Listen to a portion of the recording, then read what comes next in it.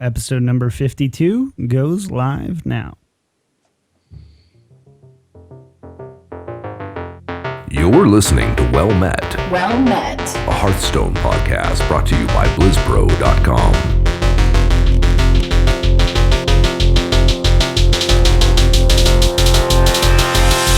Well met.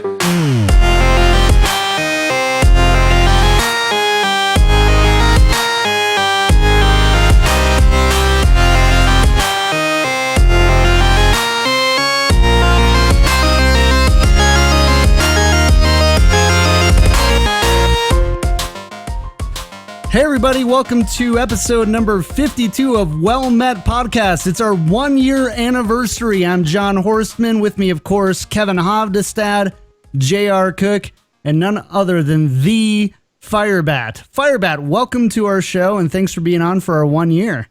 Yeah, thanks for having me. It's pretty cool to be able to be on the show, and especially during the 1 year anniversary. Feels good, man. Thanks, dude. Wouldn't have it any other way. Well, thanks everyone for showing up in chat and everywhere else. We've got quite a crew ready for our first anniversary episode.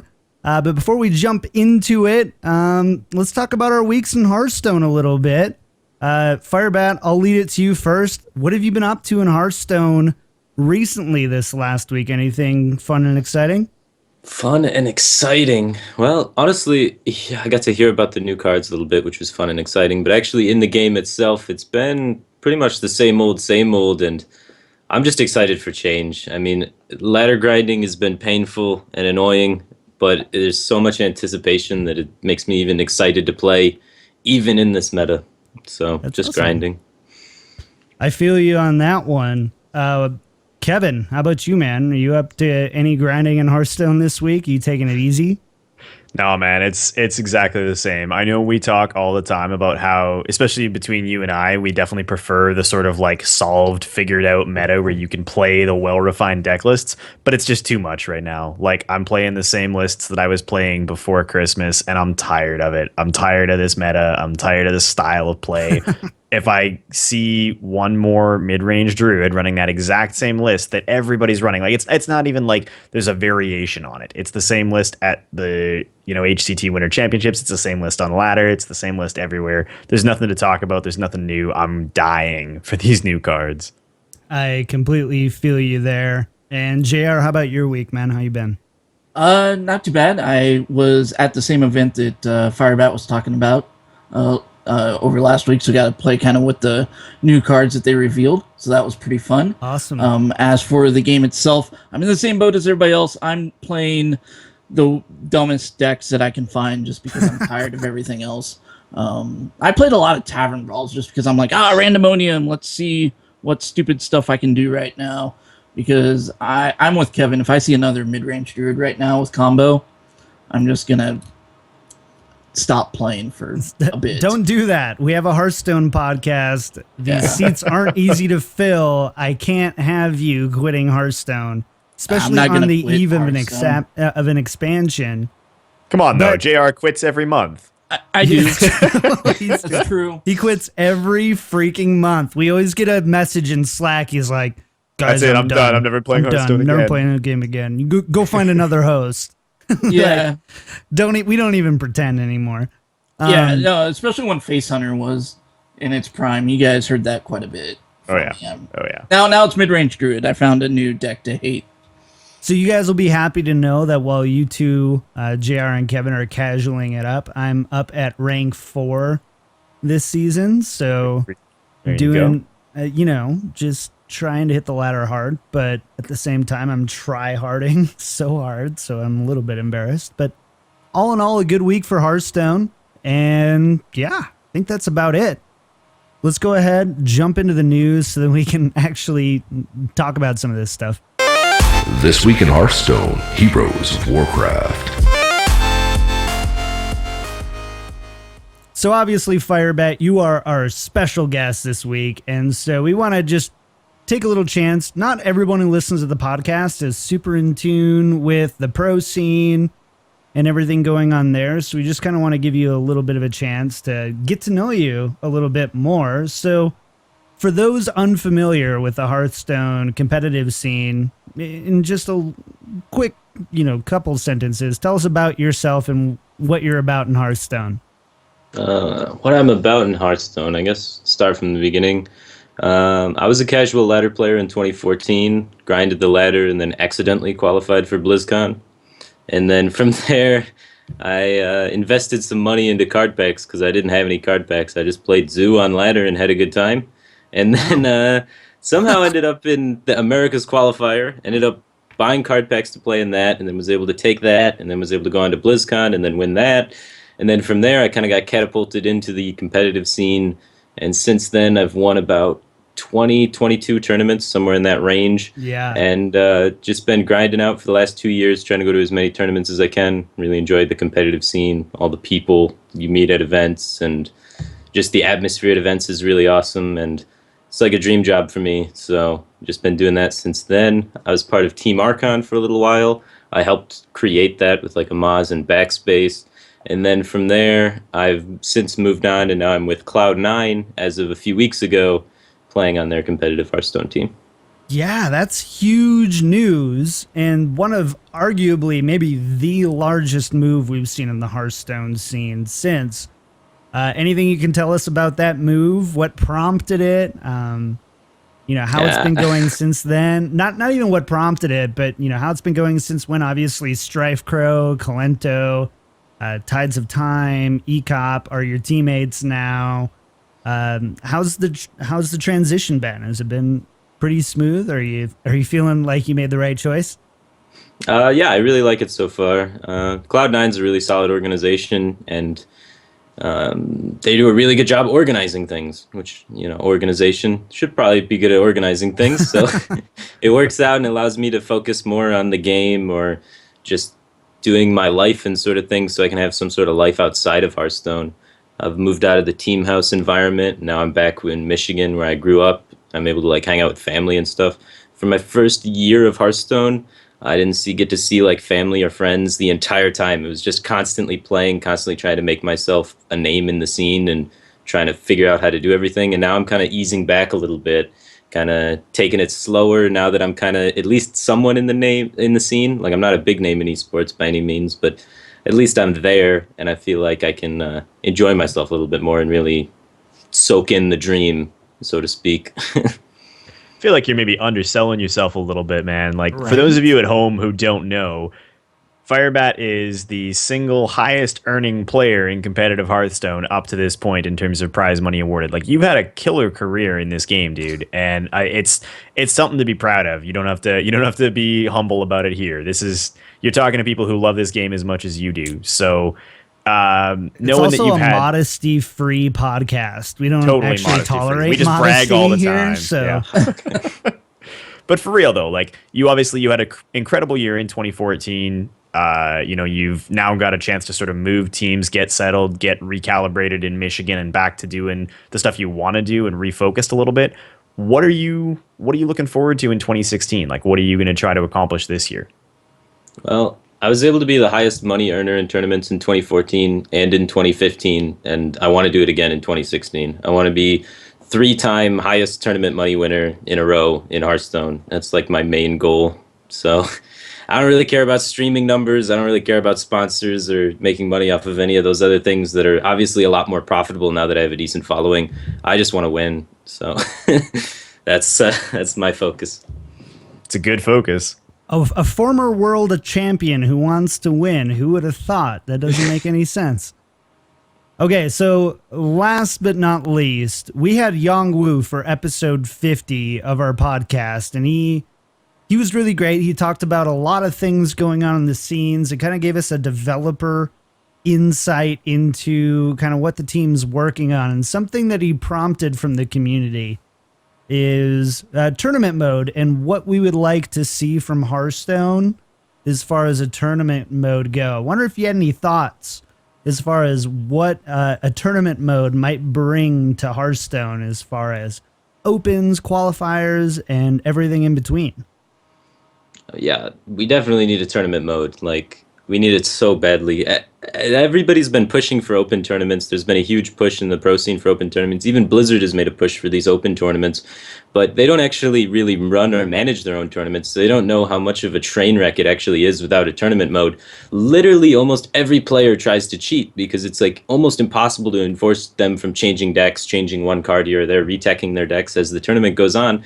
So your only options are have every single player submit a deck and then go through all of their decks and try and watch every game, which is literally impossible in a 1,000-man or even 256-man open. So we really need some sort of tournament mode that's going to really put the rules that people are trying to play in tournaments, so like best of 5, no changing your decks throughout the tournament, into the client so that they can be enforced that way, instead of having these admins trying to work their ass off for free to try and manage these tournaments, and then it just messes everything up. And we've had tons of scandals with BlizzCon points being awarded to tournaments that didn't even run and things like this, just because they keep outsourcing the position of running these open tournaments to other organizations and not giving them anything for it. So it sounds like a lot of what you're saying is more than anything an accountability thing, that there's a lack of, not even a lack of, but there's really no way to enforce the competitive scene right now in Hearthstone. Is that right? Yeah, for open tournaments and for qualifiers, it's literally impossible to enforce the rules, pretty much. Like, people can get caught, but it's like extremely rare, especially in the early rounds of the tournament when no one's watching, no one's paying attention. Players cheat all the time. So now you have to have these really strict rules in open tournaments, one of which is like, if your opponent is ever in the create deck screen, you can screenshot it and then they're banned from the tournament. That's it. Like, whoa. so like that has to be a rule though, because otherwise between games they can just change out cards in their deck and tech their decks to beat you, change their classes. Then there's also a rule that you get to the match screen where it shows all the decks you have currently created, and you have to take a screenshot of that and send it to your opponent, which wastes time, makes the open tournament experience less appealing to people. It's just so many extra steps that have to be taken, and if Blizzard really wants to be serious about having open tournaments matter and having open tournaments be a good way to get to BlizzCon, they're going to need a tournament mode to make it just easier and more accessible for tournament organizers and for players. Because right now, I've organized my own open tournaments. I really want to get behind open tournaments and promote them, but it's just too much of a pain in the ass, so I can't do it. Like, I don't have the time and the patience to sit there and babysit 256 people for 8 hours every Saturday. No, I'm 100% with you on that. That's one of the things I've been talking about for weeks now, is just even for me trying to want to run my own tournament, even at fireside gatherings. I've seen people cheat at events that don't even really matter in the grand scheme of things, and it's impossible to, as you said, it's impossible to admin that kind of stuff. So that's really something I've been advocating for like a couple of years now, to be honest. Yeah, if you give people the opportunity to cheat and there's anything on the line, they're going to cheat. It's just human nature. Even if there's not anything on the line. Yeah, just even recognition. Like, competitors, all of the people competing in tournaments are competitors by nature. Competitors want to win, and they'll do whatever it takes to win. Yep, absolutely. All right. See, this is why we have Firebat on this show. Clear, succinct, and he knows things that we just straight up don't know. I love it. So let's go ahead and jump into, today's been a pretty big day. Obviously, it's been a huge weekend, but today we actually had a pretty big patch hit, didn't we, JR? Yeah, so today we saw a brand new patch hit, patch 4.2.0, and now you have more deck slots, so that's cool. Yes. We've gone from 9 to 18. We've got a new alternate hero, Lady Liadrin, the Paladin. So now you can emote hello as a paladin without saying well met, but I don't know why you would do that. We have the new Overwatch card back is in the game, and the Old Gods new expansion pre-order as well. The Lady Liadrin new alternate hero you can get actually by leveling up a character in World of Warcraft to level 20. And it's not retroactive, so you have to do a brand new character to level 20. I actually just got it right before the show. So, Firebat, do you have a WoW account that you play on? No, I've never played WoW. Like, when I was into MMORPGs and things like that, I couldn't afford the subscription cost, or I couldn't bring myself to pay for the subscription cost. I was like, why would I pay for a subscription when I could just pay one time and play a game? I don't know. So I never got into it. Do you think you will now that you can get an extra hero from it, or at least roll the free account? Probably not. Like I usually only play Hearthstone as my only video game, and then like that gets all of my video gaming like outlets out, and then I have to like talk to people, otherwise I'm gonna have no friends or something. So spend time with family, talk to people, leave my room, not be a total vampire. So that's fair. And for those like Firebat that have not played World of Warcraft, you can get it through the free account. You don't have to actually pay anything because you can actually level up to 20 by not paying anything for the game. So it is a free thing that you could do if you ever wanted to, but it's up to people that would want to. Kevin, you're our resident WoW expert right now. About how long is that going to take?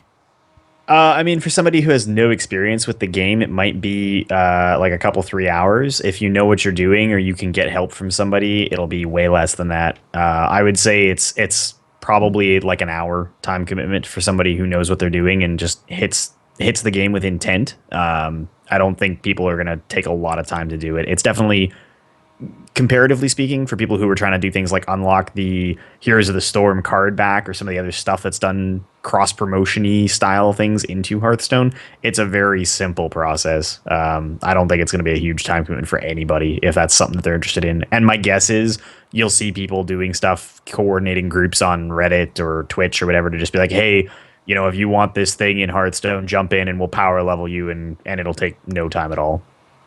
Oh, that's not too bad then. So yeah, how do it's going to be easy. Kev, how do you feel about this? So we're not paying $10 a hero, which is kind of nice, but they're doing some cross promotion things here. How do you feel about the way they've gone about this new hero? I think it's great. I mean, I know it's not going to be everybody's cup of tea, and I know that there's going to be a lot of people who will be upset, particularly if they're not people who play Hearthstone on a PC, right? If you're a tablet-only player and this is your outlet that you sit and you play on iPad in front of your TV or something, it's frustrating to think that it's just blocked off to you right now. I imagine that down the road, they'll probably introduce other ways to acquire this hero. This is probably like a promotional period thing or something, but I like it. I like that they're doing it for free. I like that they're doing more cross-promotion of their own games.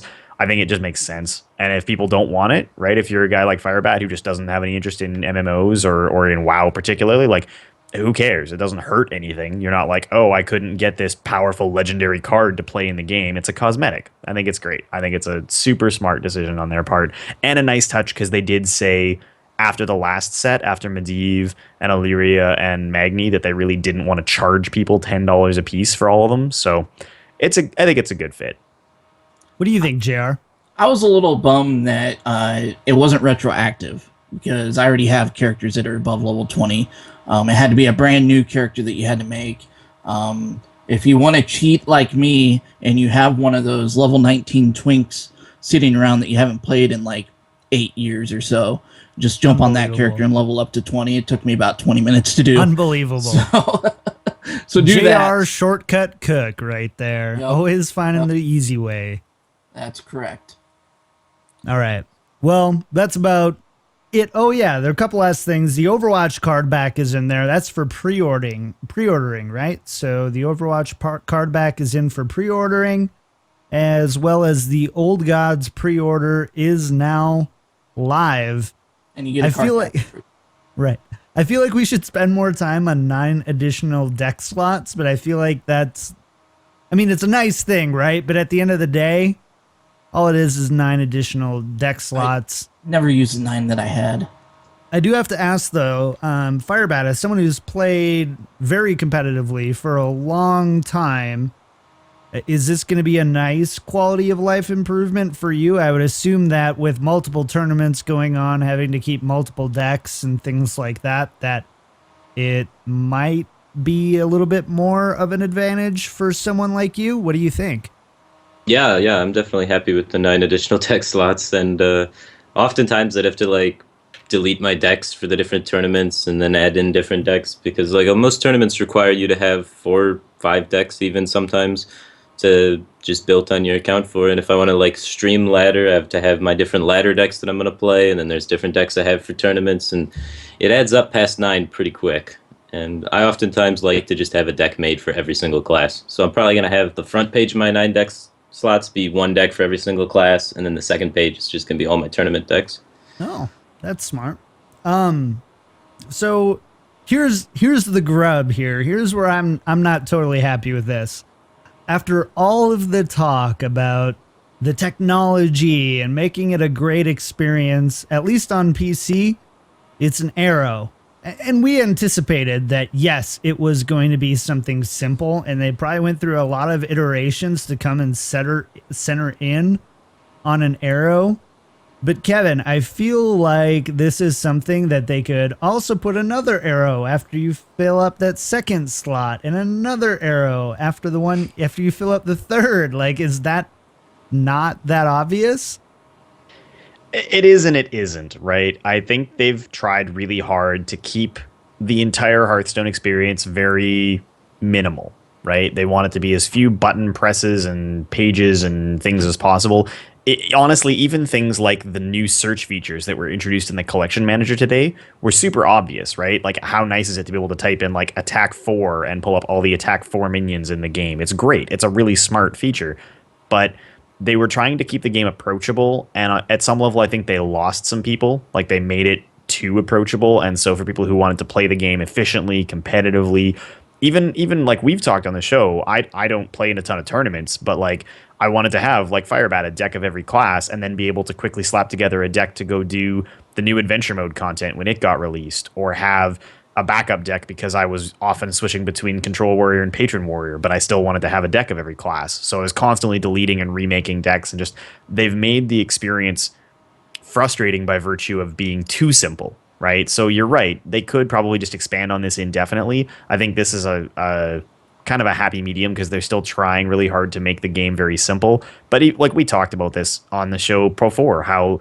at some point they're going to need to introduce a more complex version of this client, whether it's for tournament mode or whatever else down the road. There's more features that this game needs, and we're going to have to get there. But it's not important right now. It's something that we'll get to, I think, when the time comes, because the game is still evolving. Instead, I would actually really like to maybe talk a little bit about a new expansion that's coming out. Does anybody want to talk about the Whispers of the Old Gods, perhaps? Yes, just do it. Dang. All right. Okay, relax. So, Whispers of the Old Gods officially is the new expansion. We've kind of heard rumblings about this for the last couple of weeks. It's now some would even say whispers. Oh. Boo! Turn it off. We're done. No, okay. Good stuff coming. We've seen a couple of card previews. We got to hear Ben Brode and Yong Wu talk a lot about the expansion during the America's Winter Championship. I am super excited about this expansion. I love that we're getting a darker feel to the game instead of the Goblins versus Gnomes goofiness that maybe the game had sort of trended towards for a long time. John, are you excited about this expansion from what we've seen so far? I'm excited but not surprised because the leaks were furious leading up to it, but I'm really excited about it. I think the new cards that we're going to talk about are really exciting. I think the people who are looking for direct counters and the kind of future of what Hearthstone is pointing at being finally have some substance to be like, okay, I get it. That's what they're going for.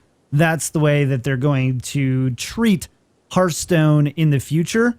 I just want to see more cards. I don't think that 12 cards is enough yet when there's how many now? 134? 134 collectible, a lot of freaking cards. We got to see 12. So I'm incredibly optimistic, but I am still, kind of reserved back a little bit. I want to wait a little bit more and see what they continue to bring out. And then, so Firebat, obviously, this has big implications. Standard right around the corner. Things coming on. You've done some awesome card reviews. I would say arguably, I would say, not arguably, it's the best card review out there right now for Old Gods. So if you haven't checked them out, they're going to be in the show notes for those listening to the show. Check out Firebat's videos. We're going to do a kind of a mini card review here, but we're basically going to copy what Firebat said on his videos. So cool. Yeah, right. But before we get into the individual cards, Firebat, how do you feel just overall about the expansion that Blizzard announced this last weekend? What do you mean? How do I feel about it? Do you think it's a move in the right direction with the things that we've seen? Cthulhu. Cthulhu is definitely a move in the right direction. Cthulhu is a deck, or is a. I already said it's a deck. It's a card that defines an archetype in the game. It's going to define a playstyle. No matter how you look at it, if Cthulhu's in your deck, you're going to play your deck differently. And that's what you want in Hearthstone. You want cards that are able to change the way you play it. You don't just want to play mid-range creatures and slam them down one after another and play the best thing on curve every turn. That's not fun. Cthulhu is going to create a different archetype of a deck, much like Reno Jackson created an archetype of deck, much like Grim Patron created an archetype of deck. Those sort of cards are all pretty much the same. They're all deck-defining, archetype-defining cards that you have to put a bunch of cards in your deck that are weak alone, but then come together to create something awesome, which is what they kind of tried to do with Mysterious Challenger, but that effect was too instant because the card itself was all that you needed to play, basically. Like, you needed the other cards in your deck, sure, but there's no combo in Secret Paladin. Right. You just play Mysterious Challenger and the synergy happens.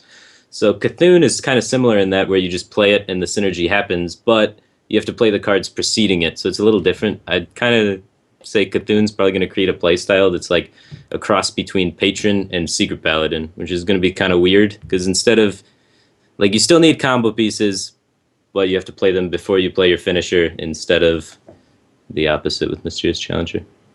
It feels like it kind of gives you a way, as cheesy as it sounds, but like for the deck to be a little bit more, I've always kind of think of it as like a story, like from turn 1 till the end turn, you're like trying to create this kind of story about what your deck's trying to do, create your win conditions. And you're right, with the decks right now, it's play the best minions on curve that you can until you get your inevitable win card, and then boom, you're done. So I think it's definitely a better way, and you've got a lot of cards that synergize, and it's a trade-off, right? You play these other minions that maybe aren't best in class, because it's adding to value later on in the game. And I think that's a really cool and valuable thing that they're bringing to Hearthstone. JR, what do you think? Or how do you feel about, you were there, both JR and Firebat were in the room, one of the first, probably 30 people outside of Blizzard to know what this is about. So we want to hear kind of what your experience was like, and we'll start with you, JR. Yeah, so I went to the media event.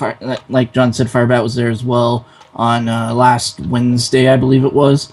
And we actually got to see the announcement beforehand. And they had a really cool tavern thing set up where you can actually sit down and play with the cards a little bit. They had 2 decks. They had a mage deck and a pre-made druid deck without combo. So you can kind of play the new minions and play with Cthulhu and stuff.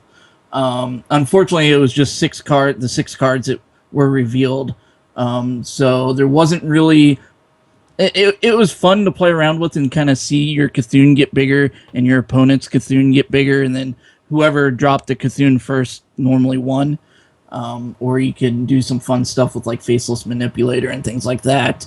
But it was really fun to just play your cards and then just see the little Cthulhu portal, and you're like, oh, he's coming, he's getting bigger, he's up to 17 now, and if they play it, then it's it's going to be really bad. I had one up to almost 20 at one point, and I never drew the guy. I never drew Cthulhu. Of course. And that felt bad. I had 3 cards left in my deck, but he was probably right at the bottom. But the set itself looks a lot of fun. I'm really looking forward. I think it's a really cool theme.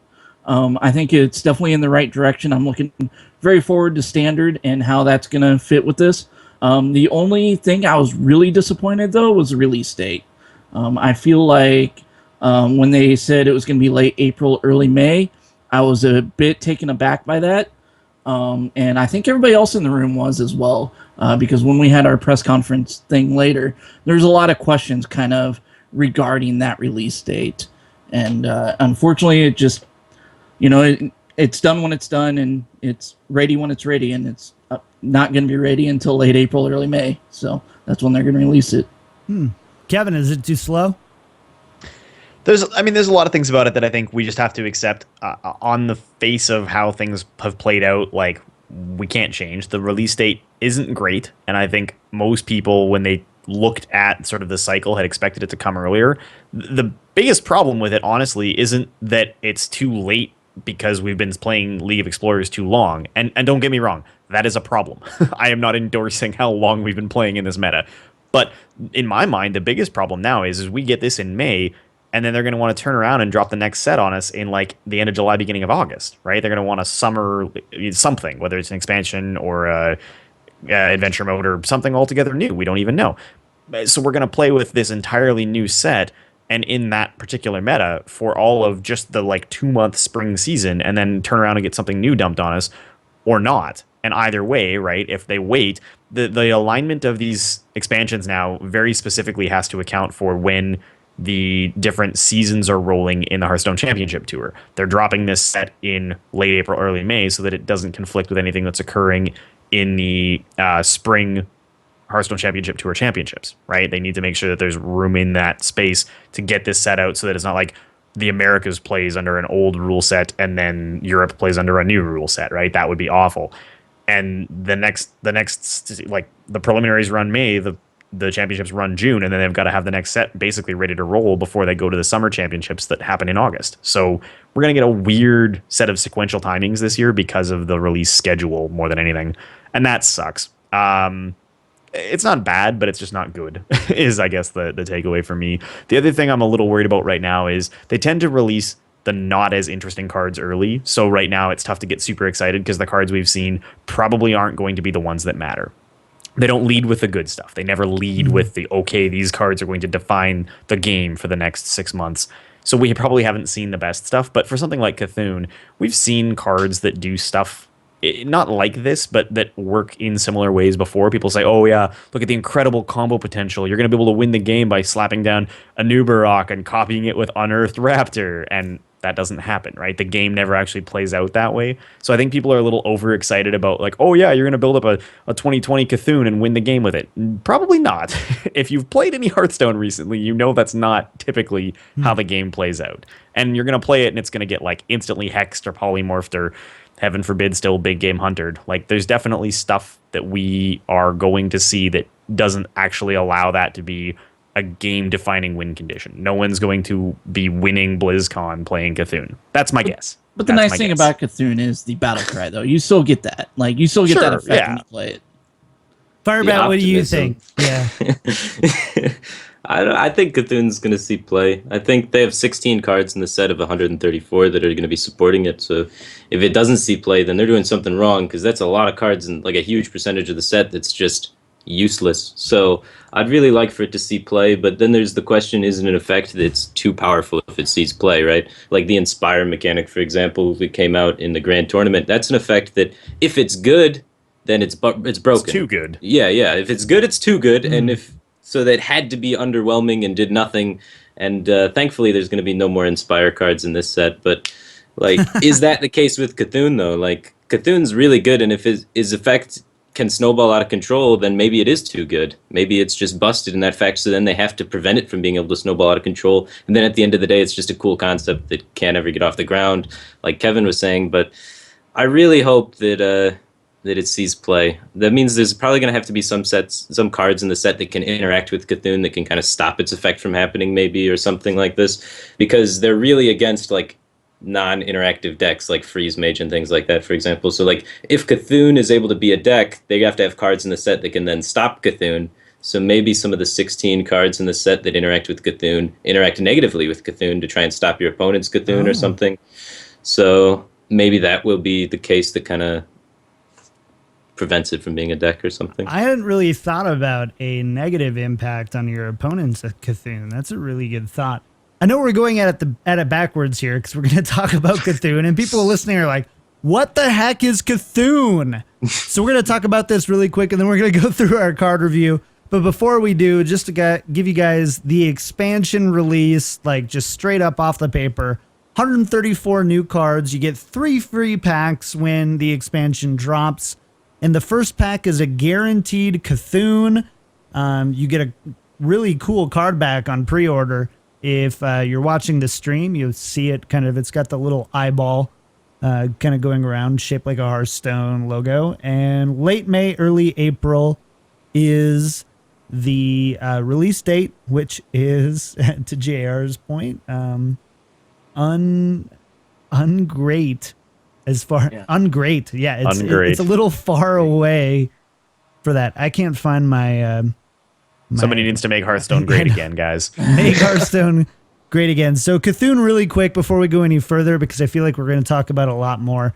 So Cthulhu is a 10 mana 6/6 with a battle cry that it's a legendary minion with a battle cry that says deal damage equal to this minion's attack, randomly split among all enemies. So kind of like an avenging wrath that sits on the attack and health of your minions, so it's a double whammy. So that's Cthulhu. We're going to be talking about him a lot the rest of the show, so get prepared for that. And I think we should probably step into the card review. Kevin, we're going to start with Beckoner of Evil, if you'd like to do the honors. You want to start with Beckoner of Evil? Okay, that's it's kind of underwhelming, but I'll allow it. So Beckoner of Evil, one of the new cards in the set that is coming out here. It's, I don't know. I mean, I don't love the card. Sorry, let's backtrack. Beckoner of Evil is a 2 mana minion, 2 attack, 3 health that reads Battlecry. Give your Cthulhu +2/+2 wherever it is. So the reason that qualifier exists, the wherever it is that it applies to Cthulhu whether he's a minion in play on the board or a card in your hand or a card in your deck. That's why they have to add that qualifier, because typically those sorts of interactions haven't been possible unless the card was in your hand, like a Bolvar 4-Dragon type card, or in your deck like Mistcaller, right? It's always been sort of one or the other. It's never been any of those possible options. So a 2/3 for 2 is fine. Like it's an adequate 2-drop. It's not great. It's not special. It'll trade efficiently within reason. Doesn't trade up, but like it's fine. I don't think there's anything to get excited about. It basically only exists as a way to have a 2-drop in a Cthulhu deck. Isn't Mistcaller everything? Your hand and deck? I don't know. I thought Mistcaller was deck only. Mistcaller is your hand and your deck, yeah. Is it a hand and deck? Okay. There it is. Well, I don't know. But this one also affect if your Cthulhu's on the board as well. Yeah. Yeah. So I mean, this style of effect is new regardless. Like there's never been a card before that worked on a minion that was in play or in your hand or in your deck. Yeah, I asked some questions about how the effect worked to the people when I was at the developers when I was at the Blizzard thing, and they said that Cthulhu has a buff on it that allows it to respond to buffs from your hero, basically. So your hero gets an aura buff, and that's kind of how the mechanic works, and then your hero has an aura that buffs the whole board if there's a Cthulhu on it, sort of thing. Oh, much how yeah. So that's how the effect gets applied mechanically. So it goes from your hero. Yeah. Instead of being on the Cthulhu itself, it's on like your hero, and then the Cthulhu has a buff on it then that can react to the buff from your hero, sort of thing. Because I was talking to them about how they made the Cthulhu buff work from wherever it is, and how the mechanic is applied that way, and so that's how they incorporated it in the scheme of buffing things. Oh man, makes sense for tracking, I guess. My like brain from hurts a tech from perspective. Yeah. And it could also mean like in the future they can have more auras like this as well, which would be kind of cool. We've seen them testing auras around in Tavern Brawl, so I think that was kind of a test for Cthulhu, was testing how auras worked on your heroes so that they could then have that effect be applied for the Cthulhu card. So maybe we can see other effects that happen in Tavern Brawl, other mechanics that they test be incorporated into the game. Yep. All right. Okay. My mind is, I need to wrap my mind around on that a little bit. So let's go to the next one. Corrupted Healbot is a 5 mana 6/6 neutral rare mech. Kind of the whole premise for the expansion is these old cards, or not old cards, but the cards that we have now have been corrupted by these whispers or whatever of the old gods. So we've got Corrupted Healbot now, which is a 5 mana 6/6 mech rare. Says Death Rattle, restore 8 health to the enemy hero.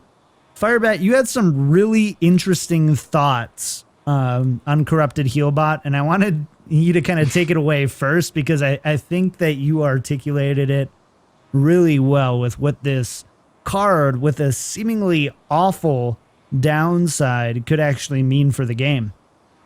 Well, the one synergy that most people notice right off the bat is that you can use it with Alchemy Soul Priest and Priest, which can be extremely powerful to then turn that restore 8 health to enemy hero into a positive for you, make it deal 8 damage to an enemy hero, which can be extremely powerful in some sort of aggressive priest deck or some sort of mech priest deck. The big problem is, though, in mech priest, if you're going to try and build this deck, all of the mechs are going out of the game. They're being removed from GVG, so Yeah, just about. in standard form, there's not going to be any mechs. So unless there's mechs printed in this set, then the synergy isn't going to be very useful. But seeing that it is a mech and it is in this set, it's probably foreshadowing that there is going to be mechs in this expansion. Yeah, that's true. I mean, we all knew that mechs were going away, but that does have some large implications. Kev, what do you think about this card? I mean, I think it's interesting, right? I think it's kind of, in a way, it's basically just a really, really powerful zombie chow. And I think that's probably how it's going to see play, is it's going to trade really efficiently. 6/6 for 5 is way overcosted. Like, you get a ton of value out of that.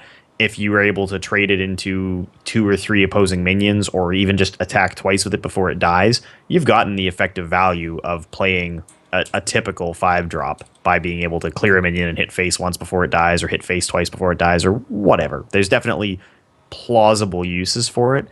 The big question right now is just going to be, how does this look alongside the cards that are leaving? Because all of the immediate synergies that we think about right now, in a lot of cases, are going away. This would be super powerful in like a Wailing Soul style deck. It would be super powerful in a mech synergized deck. It has a lot of practical applications if you could keep some of the cards that are rotating out. So we have to see, what do we get that could work alongside it? Because especially with things like the mech tribe being so thin after GVG goes away, there's only like less than 50 mech cards in the game right now, and almost all of them were from GVG. So it's definitely going to be one of the tribes that hurts the most to try to, like, it almost seems like the only reason it has the mech type attached to it and is tribed at all is because it has a name that suggests it should be, because it's not going to be really significant, I don't think, in the game.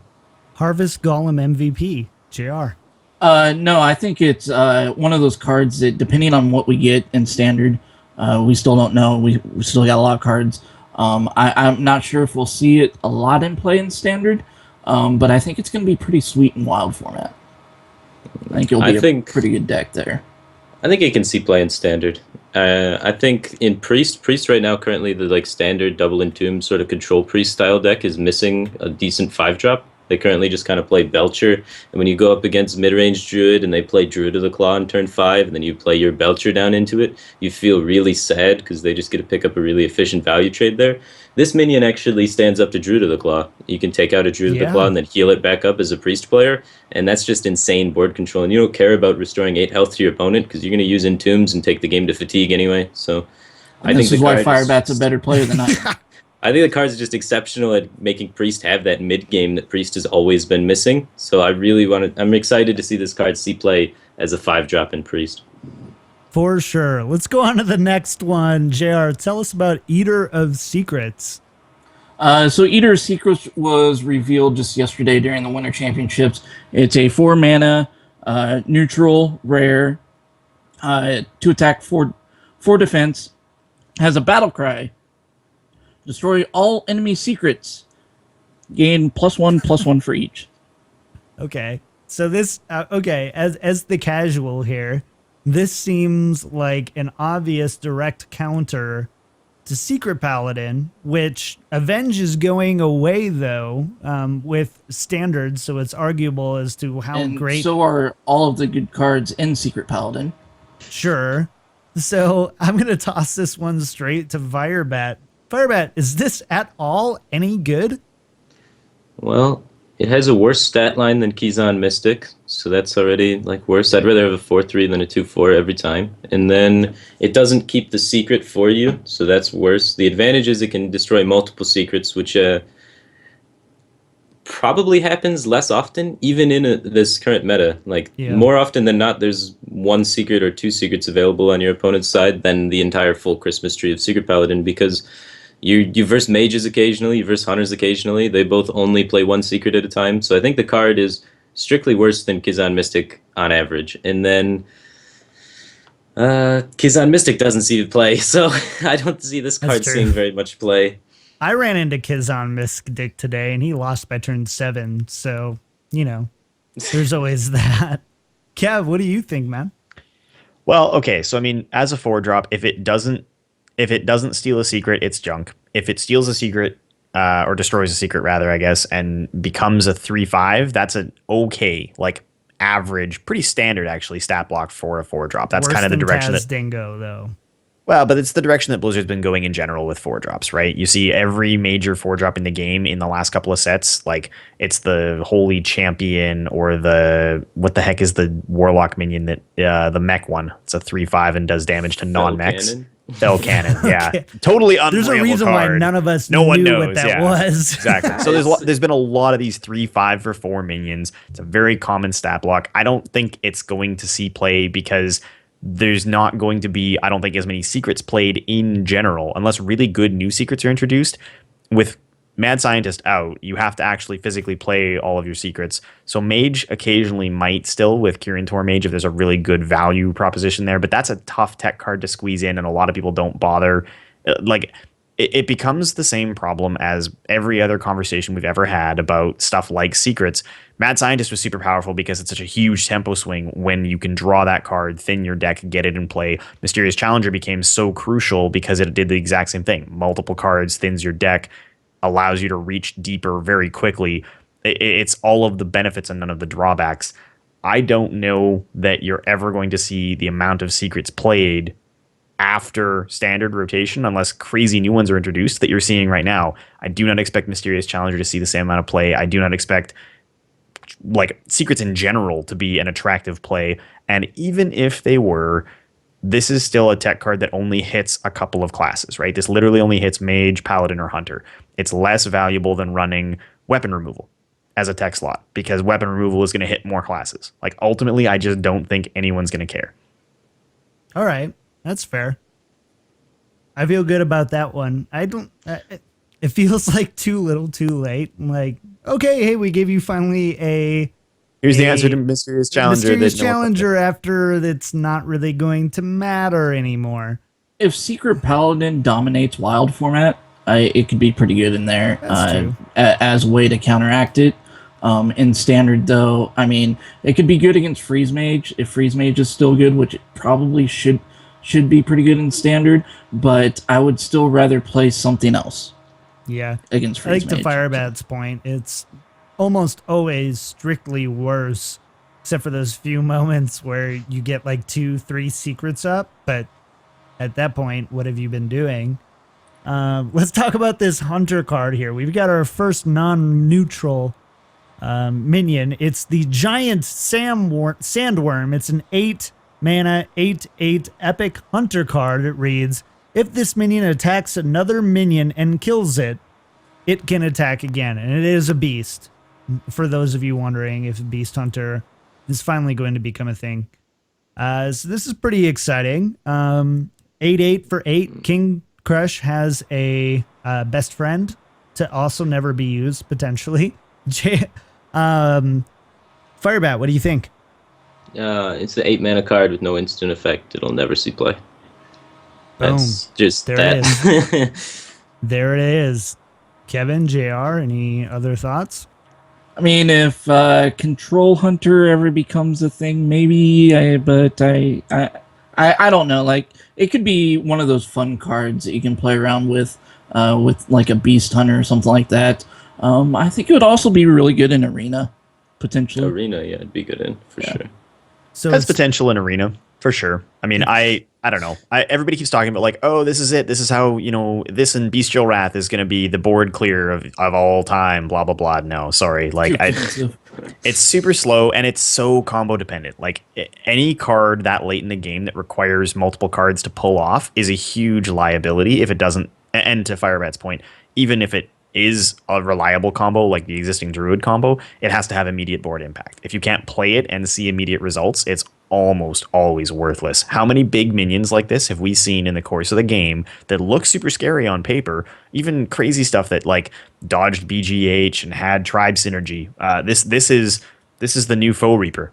And how often did you see that card legitimately played? Like, it's never gonna happen. So I don't think it's worth wasting a lot of time on. What I do want to talk about is Hogger 2, the new legendary Hogger 2, the sequel. Because this card, tell us about this card is exciting. Well, okay, I for Hogger in specific, this is definitely like they've tried to make him into a big villain over the years, so I kind of like the thematic, like broad strokes, what they tried to accomplish here. But the new Hogger is not as cheap as the old Hogger. He's a 7 mana minion now, 6/6 stat line, reads whenever this minion takes damage, summon a 2/2 null with taunt. So it's same basic principle, but instead of being an end of turn effect, it's a triggered effect. JR, thoughts? I think it's a interesting card in the fact that it's almost like if you're playing against a Cthulhu deck, it could be pretty decent against there. It would be because as it hits, you're sitting there getting more 2/2s that Cthulhu might be able to hit. Beyond that, I mean, it is a 7-drop with Dr. Boom going away. If you're looking for a 7-drop, this might be a replacement, maybe. It's very similar to the way Trogzor was, which people, when Trogzor was first announced, people were crazy about how good Trogzor was going to be, and then he never saw play. And this has the potential to kind of be that way. I think it's one of those cards that I'm going to have to kind of see the rest of the set before I'm completely sold on it. As it stands right now, it's pretty good. It's something I could see getting play, but it would completely depend on what we get on the rest of the set. Yeah. That's fair. There's very few ways that you can kill a 6/6 without dealing damage to it. So most of the time, it's going to be a 7 mana 8/8, which is a pretty good stat line, and it's got a taunt effect attached to it. And if you're ahead on board, you can dictate the trades better, so it's definitely a lot stronger if you are ahead on board. And then also has some synergies with maybe Warrior or something, some sort of like patron-y style-y effect can happen with there. So I mean, there's definitely opportunities for things to happen. No Deathbite though, so that's going to hurt its synergies with Warrior a little bit, but that's true. All right. So Jared, what's the next card? Yeah, the next card we have is a 4 mana neutral common. I just hit my microphone.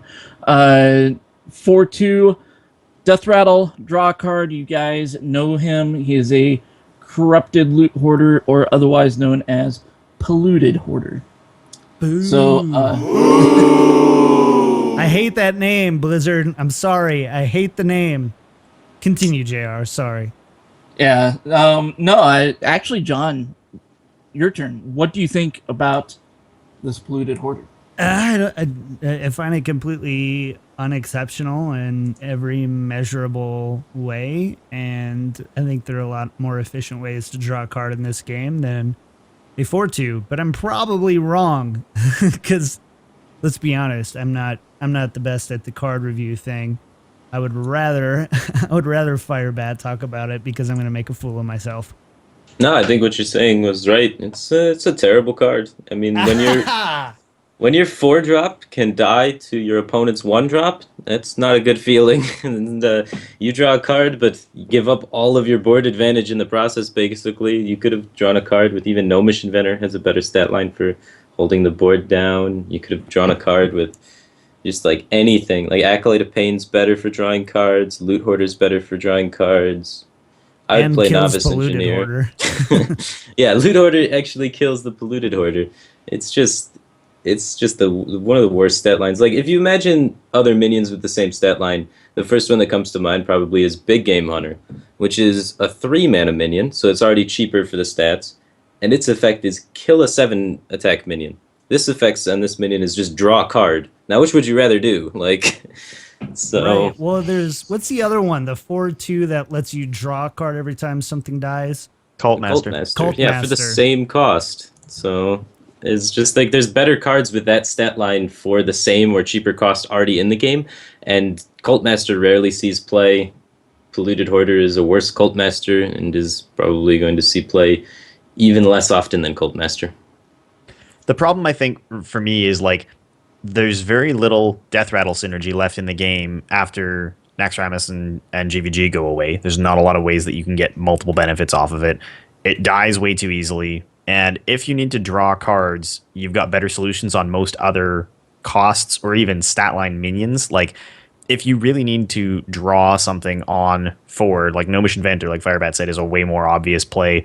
There's other cards in the set that draw on 4, not good ones, but they exist. Like, you'd be better served in the existing meta by playing something like a Jeeves. Like, and that's obviously rotating out for standard, but like it has way more synergies and applications than this card would. I don't see it seeing play unless there's something we've missed about Death Rattle interactions that are going to be reintroduced at some point down the road as part of this set later on. Nah, I don't think so. Yeah, I hope we're done with Death Rattles for a little bit. I've had enough of that for a while. Let's go straight on to this next one. We've got Stand Against Darkness, a 5-mana paladin spell. It reads, summon 5 1/1 Silverhand recruits. Blizzard, stop trying to make 5-mana 5/5 spells work. Please. I don't get them. I don't anticipate this being any good. But I've been wrong before. JR, anything to correct me, or is this just meh? I mean, it depends. Like, if there's things in there that might be able to synergize with Silverhand recruits, but the problem is, like, most of those are leaving standard right now, which is a problem that we're seeing with a lot of these cards so far. So unless they have something in the set that synergizes with this, I'm not sure if we'll see play. It might be fun to fill your board and use them as fodder if Secret Paladin ends up still somehow being decent. Firebat, please tell me what's wrong with this card. Well, I guess they wanted to have the Paladin to be still like fit the theme of Paladin and spam a bunch of Silverhand recruits, because that's kind of like the theme that Paladin's been this whole time, but they didn't want to print another muster for battle that would be super busted. So I think they nerfed it a little bit too hard here, though. And this is like on the same tier level as like Dark Whispers, which is the 6-mana Druid card, which creates 5 1/1s. So, I mean, it's a little bit better than that card, but at the same time, it's still... That card is not even gotten close to seeing play, and this card might not see play either. Yeah, I totally agree with that. Kevin, do you have anything to add, or can we just move on? All I'm going to say is there's going to have to be something in the new set that synergizes in Paladin. It may not be Quartermaster. It may be something different. There may be some way that 1/1 tokens as they spawn get a buff, something maybe Hobgoblin-esque, but that isn't affixed to a card being played, or a minion being played, rather, but just any minion as it is summoned in whatever capacity, including spells, because otherwise there's just no way. Like, none of the cards that work this way have ever seen significant play other than Unleash the Hounds, and even that now is kind of in a place where you only play it for the synergies. You don't play it independently, you don't just throw it down, you play it specifically because it has immediate impact and because you can trigger it in tandem with something where the condition of spawning that single token creates some kind of benefit, whether it's Knife Juggler or... Would this work with Hobgoblin? It will not right now, no. Hobgoblin only works on minions played from the hand. So, well, and Hobgoblin is rotating out, isn't it? So it doesn't matter. Oh, yeah, that's true. Yeah, that's very true. So I think something like that, though, will probably exist, because otherwise this card is actually just not going to get played. And Firebat's right. Like, Blizzard has always made this very thematically consistent.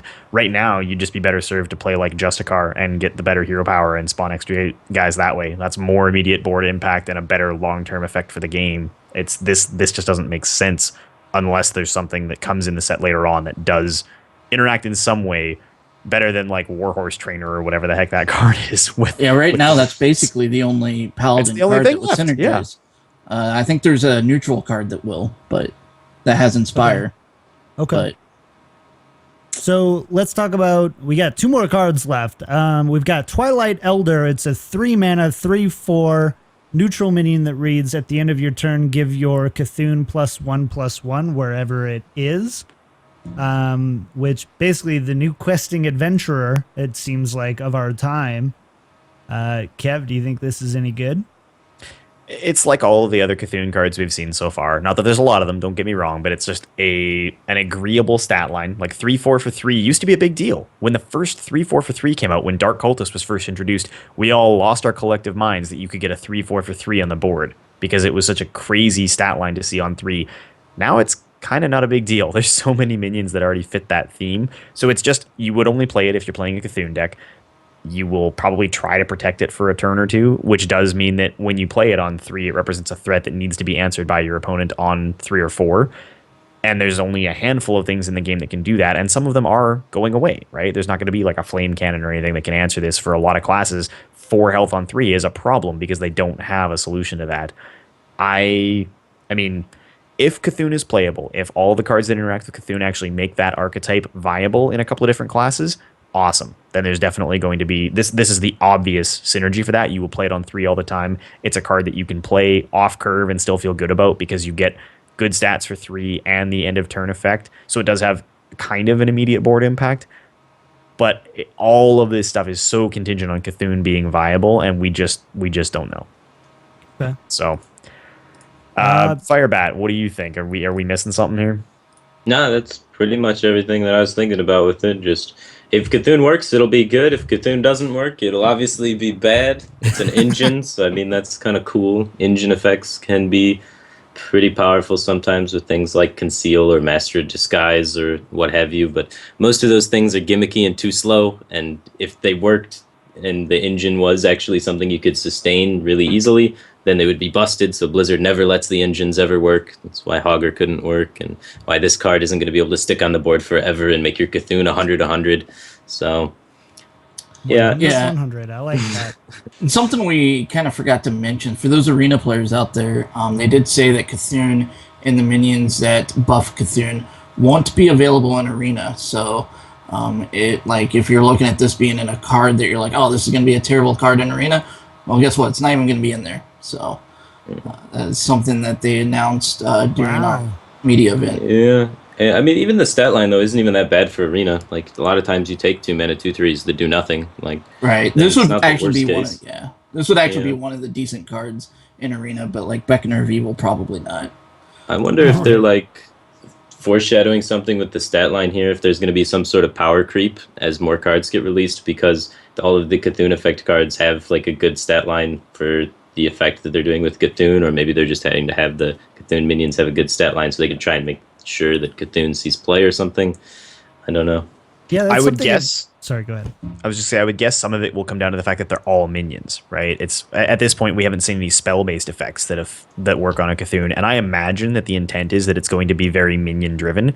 If it's minion-driven and the minions aren't high stat line and can't go 2-1, then it automatically by default loses to like any simple zoo deck, any other board control deck. Like if it can't trade efficiently and it's heavily contingent on minion-based play, they all have to be like ideal stat lines. And even to the point that we've seen, right, they're all minions that have that higher health value as well. So in theory, they can trade multiple times. They can be, healed up in Priest or taunted up and made to stick through like weapon-based removal. I think that's probably why they all edge so heavily towards high health value and high stat lines. Because if I don't think you're going to see like a Cthulhu minion that comes out. It's like, yeah, this is a 5 mana 2/5, because that would be atrociously bad and entirely make you dependent on drawing Cthulhu, which unless the cards also offer something else, whether it's removal or something like you play 5 mana 2/5s because they do something to the board, right? Like Stampeding Kodo. If you don't get some kind of immediate effect or something that does something to the state of the game, you can't play understated minions. And Cthulhu is such a late play, you can't rely on understated minions to carry you until it can hit the board. Okay. All right, last one. We got to go. So last one, validated Doomsayer, 5 mana 0/7. It's an epic neutral. It says at the start of your turn, set this minion's attack to 7. Again, Firebat, you review this one. I thought you framed it really well, so I'll let you take this one first. Okay, well, just looking at the card immediately, it's a card that when you play it, it does absolutely nothing for a turn and needs to be protected. And the best way to protect a minion is to have board control. If you have board control, then your opponent can't really punish you for having a 0 attack minion because they can't trade into it with their minions that are currently on the board, because you have board control, they don't have any minions on the board. And the attack value doesn't really matter if they're using removal spells against it. So it's definitely going to see more play in Zooey sort of aggressive decks. The first deck that comes to mind for me is Aggro Druid. I can see it trying to take over the Fel Reaver slot in Aggro Druid, where you get this big board as Aggro Druid, and then you play Validated Doomsayer, and they don't have any way really to react besides silencing it, because they can't BGH it yet. It's an 0/7 currently. So then on the next turn, it turns into the 7/7 and is able to punch him in the face for 7. So that's the slot I see it filling. All right, that's fair. JR, Kev, anything to add to that? The main thing that people point out is Druid Priest playing the I can't remember the card's Cabal name Shadow now. Priest. Yeah, Cabal Shadow Priest. It's an automatic follow-up. Feels bad if that happens. But, That's true. Yeah, that's really the only thing with it. The cool thing I like about this card though is when you play, he says something like "I was right" or something to that effect, which I think is funny. So. I think the card art and like the artistry around it, so like the voice acting and things like that have been phenomenal. I'm still just waiting to see more of these cards, but I think that they've been really well done. We have yet to see how big of an impact they're going to make on the game, but no doubt, at least mechanically, these cards are really cool. So that is our kind of preliminary card review. Hopefully we didn't take too long, because you're going to probably hear about 20 of these if you listen to podcasts or watch YouTube videos. So there's a lot of them. And I cannot emphasize enough, if you want an in-depth, high-level look at these new cards, check out Firebat's YouTube series about these cards, because they're incredible. The links are going to be in the show notes, so they're going to be there. Check those out. Make sure you subscribe, like, follow, and all that cool stuff. Before we move on though, Jer, you had a question, and it was a really good question. I want to make sure we addressed it on the show this week. Yeah, I actually had a question for you, Firebat. I was curious too, with the new set coming out, and we're now getting standard play. I was curious to what are your thoughts on the new upcoming standard format? Do you think what do you think about it? Is it something that this game needs? Is it just curious on your thoughts on new standard. Yeah, we definitely need a new standard format. We need to be cycling sets out. Eventually, if you have too many sets and the card pool gets too large, it just gets way too hard to balance things.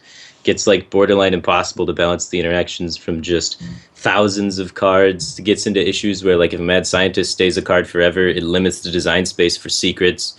They have a bunch of cards currently in Naxxramas and in Goblins vs. Gnomes that can affect the future design space of other cards, like Mad Scientist that I brought up, and I'm trying to think of another one off the top of my head, but yeah, so these cards limit what Blizzard could do with the game and with future sets, so it's really good to be able to cycle things out, keep new things coming in, force people to be relearning the game, constantly keep people on their toes, because that's really what in the competitive scene is going to separate the okay players from the great players, is can they adapt, can they keep changing with the meta and stay consistent over years while change continues to happen. If the game's just the same forever, and they don't actually cycle anything out, and people are able to play mid-range Druid forever, and there's just a mid-range Druid specialist that rules the world, then that's going to be pretty sad and boring to watch after a little while. Yeah, it has been. Yeah. Yeah, true. So do you see yourself playing a wild format at all then? Yeah, probably, just for kicks. Just for giggles, and on stream, maybe I'll go on tilt, so then I'll be like, and then run into wild and play some random deck list or come up with troll ideas. I do like Deck Doctor series usually on my stream, where my subscribers submit decks to me, and they can be even Tavern Brawl decks at this point. So, I'm sure they'll submit wild decks, and then I'll play the wild deck and then try and suggest changes on their deck to see how they can improve it. So I'm sure when I do that with my stream, a lot of people are going to suggest some ridiculous wild decks that I'm going to have to play. That sounds pretty fun. I'll have to check that out for sure. Yeah, absolutely. Well, that concludes our card review. We've got one last piece to talk about before we're out of here. Let's go ahead and talk about the Winter Championship. The Pro Corner. Boom. All right, so before we get out of here, guys, we do want to chat a little bit about the recently concluded Hearthstone Championship Tour, America's Winter Championship. If you didn't catch it, spoiler alert, we are going to congratulate the winner right now. Amnesiac was the eventual victor of that tournament after making it through the America's Winter Preliminary. He, along with a handful of other very talented players, including Chalky, Nostum, Chess Dude, etc., showed up, played out the tournament over the course of the last 3 days, and Amnesiac went really, really, really well through that tournament. He did technically lose his match to Nostum 3-0 in the initial bracket stage, and then turned around and beat him 3-1 with the same decks in the grand final. So very cool upsets. Lots of great stories. There's some phenomenal play. I hope everybody had a chance to watch it. If you didn't, definitely hit up the Hearthstone YouTube channel. Check out all of the games. You can go back and you can watch anything you want that was streamed during the championship or the preliminary. John, did you get a chance to watch the tournament? Yeah, I got to watch quite a bit. I would say I probably got about 60% of it. It was really well done. Everything was amazing as far as like the talent. I was super engaged. Kev, again, kudos. On the preliminaries, and of course the championships were really great as well. Really great production value overall. You know me, I'm really particular about if it's not a good media experience for me, I probably won't watch it. And so it was a great job. I miss Momnesiac. That was my favorite part, having Momnesiac and Chess Dad. Like those are really great. But overall, yeah, I was super stoked about it. I thought great Hearthstone was played. There were some mistakes and things that I remember Twitter blowing up a couple times. I think it was was it Nostum and who else was it? But there was a point where I can't remember who it was, but they got really, I think it was Nostum. He got really kind of flustered and ended up making some non-ideal plays. But overall, I thought it was really well done, Kevin, and 10 out of 10 would dank again. So, yeah. Fair enough, man. I thought it was really well done, and yeah, obviously, the casting was great. The players were great. JR, did you watch the tournament at all? I got to see the final day because I was still in California for a couple days there without good internet access to watch it, and I was really impressed with Amnesiac's play, and I was really impressed with Chess Dude, even though he didn't make the finals. I thought his plays were probably the best in the entire tournament. I think he just got a little unlucky in the semifinals to not be able to win. But I think if he was able to take that, like Chess Dude Amnesiac final would have been really insane because they were both, I think, playing very, very well. I think it would have been a little bit closer to a final. Chess Dude was able to just make some plays that it looked like he was going to lose, and then he was just able to evaluate the board and know what he had in his deck, know what his opponent had, and was able to wait things out and then make plays that I don't think the casters or anybody else saw coming, and he was able to squeak out some wins that way, and I was very impressed with his play style. He definitely got a fan in me by watching him play that day. I mean, I'm super biased because I still, like, I tell people this story all the time of how when we were trying to decide, like, which people we were going to talk about during the preliminary with nothing to go on. I didn't know who he was, where he was from, anything else. All I knew was which classes he was bringing. I got up on the first day of the preliminary on set and was like, yeah, I'm totally cheering for this Chess Dude guy. He's bringing the only unique lineup of decks, so that's cool. And then to see him go the distance and make it to the semifinals of the championship was just like an incredible story. He's got a ton of fans now. He made some incredible next level plays, you're right. And I think he earned his place in that tournament, the money he won, and obviously the points that he's now got towards continuing to play in future seasons. So, but before we steer the conversation any further, Firebat, as our resident pro player expert and somebody who knows a lot more about this scene than the rest of us, what did you think of the tournament? Did you get a chance to watch it? Yeah, I got to watch some of the last day. I didn't get to watch the earlier parts because I was coming back from California. I got stuck in the airport for a day and a half. Yeah. Dang, dude, that sucks. Yeah, I had to miss most of it, but the parts I did see, I definitely really enjoyed. Yeah, I know it's Blizzard hosting a tournament. You can always expect that it's going to be high production quality. It's always going to be entertaining. They're always going to build stories. So, um, got exactly what I expected from it. Did you expect to see Amnesiac go through out of the list of people that was going in there? Because you probably play against all of those guys on ladder all the time. You see them in tournaments all the time. What of the people going in did you think that he was a strong contender to take the whole thing? Yeah, I definitely did. I thought him, Chess Dude, Chalky, and Nostum were the strongest ones in that group of players of the people I've played with. I knew that Chess Dude was practicing a lot with Frozen, who's a ladder player that I practice Oh a lot yeah. with. He's just like I think he's number one in points currently right now. Frozen is for the World Championships. He Okay. places really high on ladder, like super consistently. So him working with Chess Dude definitely gave Chess Dude probably a bit of help there. And then.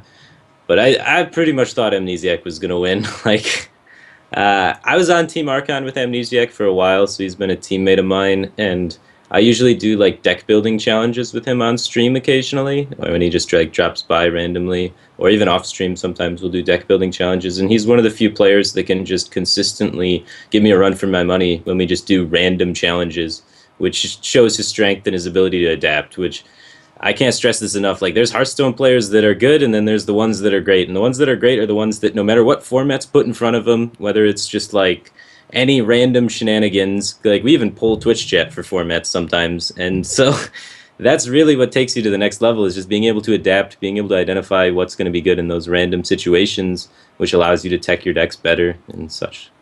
And he's able to do that. So, Archon Amnesiac brought I think a pretty, I wouldn't say it's surprising, but he brought a pretty cool lineup. He brought Elise Control Warrior, Oil Rogue, Anything Can Happen Paladin, and Mid-Range Druid. Firebat, how do you feel about those picks? Do you think those are good deck picks overall? Yeah, the strength with that lineup is that he techs the Anyfin Paladin towards aggro, so then he's able to kind of pin out aggro with just having those sort of decks all target aggro. And in Conquest, if you want to try and eliminate one of your opponent's decks from being able to get through, so you can kind of target out some of the more fast decks like maybe Zoo or Hunter with that sort of lineup. And then at the same time, Anyfin Paladin has the most exceptional late game out of any deck in Hearthstone, basically, because you just hit people for 30 with your first Anyfin, then you hit them with 60 for the second Anyfin, and they're probably dead because you've built a board while doing that both times. So, and then in the tech in the Control Warrior, you had a Doomsayer to help out with aggro, and you had a Gore Howl at the end, top end curve, and the Gore Howl basically makes it so you can never lose the Control Warrior mirror. So Anyfin Paladin can never lose to Control Warrior. Midrange Druid can pretty much never lose to Control Warrior, and then his own Control Warrior with the Gore Howl on top can pretty much never lose to Control Warrior. So then he's able to target the hardest control deck and all the aggro decks, and then kind of ignore the mid-rangey decks, because when you look at the grand scheme of things in Hearthstone, how many mid-range decks are there really? There's just Druid and Paladin. And he banned Druid consistently all the way through, didn't he? Like, his lineup Yeah. 100% screamed, I'm going to ban Druid the whole time. Yeah. He just targeted all the aggro and all the control, banned the mid-range, and there's not enough mid-range decks in Conquest to bring a lineup, or in Hearthstone to bring a lineup of purely mid-range decks. So they are going to have at least one aggro or one control deck. All right. It's a well-designed lineup. So there is something, I'm seeing a trend here, and we're starting to see, I've seen Doomsayer and Anything Can Happen Paladin now. Now it's in Control Warrior. I saw it in Oil Rogue on Ladder today, which I don't know what they were doing, but I'm seeing it everywhere. Firebat, I'm hoping you can give me some insight onto this new Doomsayer phenomena we're seeing in Hearthstone. If that's the case, maybe it was I'm seeing things that aren't actually true, but I feel like a lot of decks now are running those Doomsayers. Yeah, in Anyfin Paladin, it's really just core, because it allows you to, once the Doomsayer procs, it procs at the beginning of your turn, which reduces the cost of the Solemn Vigil. So then you can use that 5 mana card. It gets reduced for however many minions died. So that card's just pretty core, and Anything Can Happen Paladin. But the tech and Control Warrior has been around for a while. It's been something that Purple Drank did at a DreamHack a while ago, and since then people have been kind of copying a little bit. It helps against any of the aggressive matchups. It's just better than a War Axe on 2, right? Because if you play War Axe and chop down your opponent's minion, then they'll play more minions and you chop them down. If you play Doomsayer, they can't play any minions. They have to sit there and do nothing, and you get the full tempo to then play whatever minion you have to play. So it's just really key early on against aggro, and really, really terrible in the late game. So That's true. It's a tech card, and it's a gamble that you take, and if you're able to get it early enough and make it happen, it allows you to swing the game. And in Conquest, you have a few tries with the same deck, so being able to have a higher power level and lower consistency is generally better in the format, which is why a lot of people hate the format. But yeah, It just gives that result of higher power level of the deck, but lower consistency. You know what they say, anything can happen. So there it is. Wah, wah. Yeah, we got to get out of here. Holy cow, guys. This was an awesome show. Firebat, thank you so much for being here. Of course, having your insight is absolutely invaluable. So thank you so much for being. If you guys haven't followed, tweeted, subscribed, anything to Firebat, make sure to do so. He's going to go ahead and shout out his stuff at the end of this show. Thank you so much for hanging out in chat. This has been a really fun show. Send your emails to wellmet@blizzpro.com and tweet us at wellmetpodcast. Let's do some shout outs for the week. First and foremost, Firebat, tell us where everyone can find you, who you want to shout out this week. Make sure that everyone knows where to go to make sure to keep following the Bat. All right, if you want to follow the Bat, you can check me out at Twitter. My Twitter handle is firebat_HS. You can check me out on YouTube by going to firebat.tv. We'll redirect you to my YouTube. And then you can check me out on Twitch at twitch.tv/hero_firebat. Awesome. Make sure you do that. I'm counting on you guys. Go ahead and do that. Kevin, shout out for the week. Yeah, we got a ton of cool stuff going on, obviously. Before we forget, friends of the show, we appreciate so much our patrons who are able to support us. So to Sean G, Martin Z, and Albert, we immensely appreciate your ongoing support. As well, we did have some new patrons this week, or had. No, I deleted them. Those were last week. No new patrons this week. No new patrons this week. All right. If it is, we'll get you next week. I'm sorry. Cool. So again, guys, thank you so much. For myself, obviously, you can find me on Twitter at Lack of Realism. I am super excited to be working on a ton of new Hearthstone-related stuff. The Hearthhead meta reports are coming out on a regular basis. I'm looking forward to doing some more casting, so you will see me at future tournaments. And for everybody who kept asking and, checking in on me, definitely, I appreciate it. But you will see me behind that desk again. Don't worry. And last but not least, I'm taking off to Vegas here in a couple weeks, so I will miss one of the upcoming shows here in early April.